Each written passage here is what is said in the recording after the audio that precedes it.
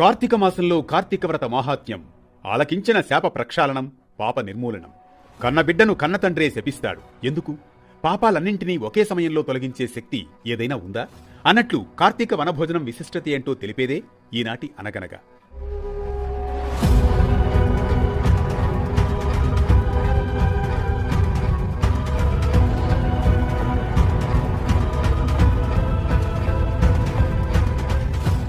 అనగనగా పూర్వం సిద్ధాశ్రమంలో జరుగుతున్న యాగానికి అవసరమైన ద్రవ్యాల కోసమని వశిష్ఠ మహర్షి జనక మహారాజు నివాసానికి వెళ్లగా జనకునిచ్చే మర్యాదలందుకున్న వశిష్ఠుడు కార్తీక వ్రత ధర్మాలను జనకుడికి ప్రవచించే సందర్భమది. వశిష్ఠుడు వచించే కార్తీక వ్రత ధర్మాలు సంపూర్ణ కార్తీక మహాపురాణం పంచమాధ్యాయంలోనిదే మనం ఆలకిస్తున్న ప్రస్తుత ఈ కథ. ఓ శివధనుస్ సంపన్న జనక మహారాజా, శ్రద్ధగా విను. మనం చేసిన పాపాలన్నింటినీ నశింపజేయగల శక్తి ఒక్క కార్తీక మాస వ్రతానికే ఉంది. కార్తీక మాసంలో విష్ణు సన్నిధిలో ఎవరైతే భగవద్గీత పారాయణం చేస్తారో వారి పాపాలన్నీ కూడా పాము కుబుసంలాగా తొలగిపోతాయి. ముఖ్యంగా 10-11వ అధ్యాయాలను పారాయణం చేసేవారు వైకుంఠానికి క్షేత్రపాలకులవుతారు అంటూ వివరిస్తారు వశిష్ఠుడు జనకునికి. అంతేకాదు, కార్తీక వనభోజనానికి ఎంతో విశిష్టత ఉంది. యః కార్తికే సితే వనభోజనే మాచరేత్ సయాతి వైష్ణవం ధామ సర్వపాపై ప్రముచ్యతే. కార్తీక మాస శుక్లపక్షంలో వనభోజనం చేయువారు పాప విముక్తులై విష్ణుధామాన్ని పొందుతారు. ఉసిరి చెట్టు కూడా ఉన్న తోటలో వనభోజనం శ్రేష్ఠాతి శ్రేష్టం.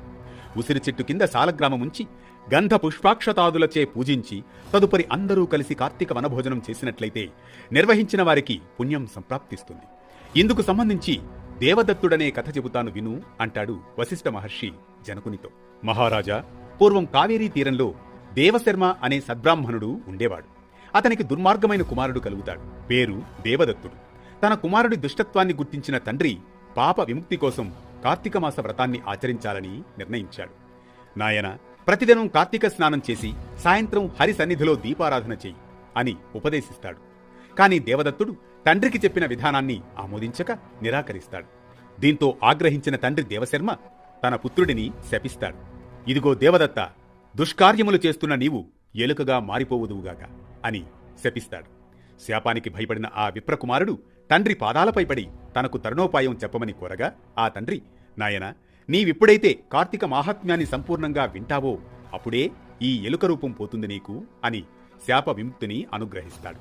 అలా శాపానికి లోనైన యువకుడు గజారణ్యంలో వృక్షముల తొర్రలో నివసిస్తూ ఉంటాడు.